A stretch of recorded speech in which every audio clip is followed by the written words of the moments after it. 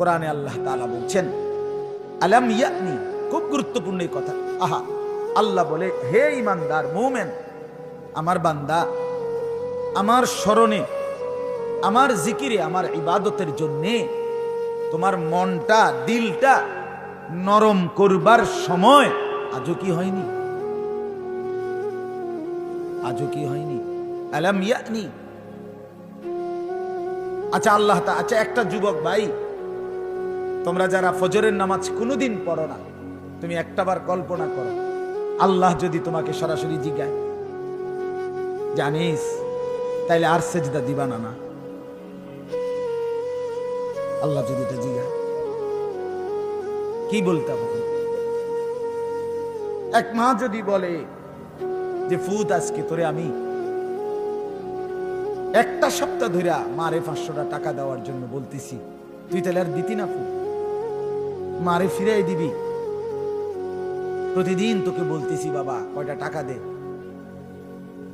কল্পনা করে পাষাণ দিল সন্তানও তো যদি এভাবে বলে, সে কেমনে মায়ের আহ্বান ফিরাই দিবে?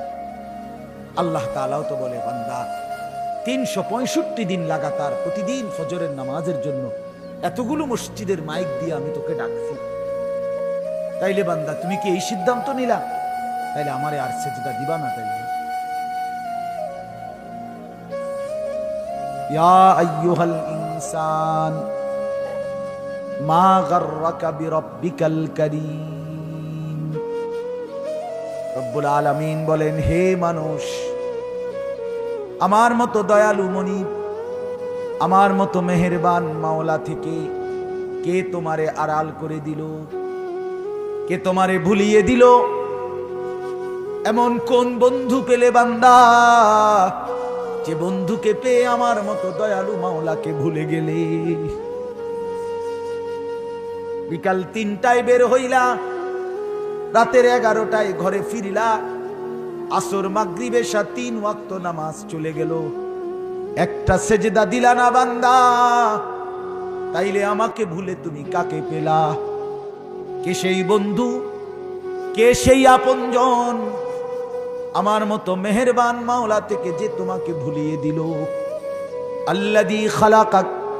এরপরে আল্লাহ বলে বান্দা আমি তো তোমাকে সৃষ্টি করেছিলাম, ফাসাওয়াকা, তোমার দেহের অঙ্গ প্রত্যঙ্গ তো আমি লাগিয়েছিলাম, ফাআদালাক, অতঃপর অঙ্গ প্রত্যঙ্গ শুধু লাগাই নাই, প্রত্যেকটা অঙ্গ দেহের সাথে সামঞ্জস্যপূর্ণ মিলায়া সাজাইয়া তো আমি দিয়েছিলাম।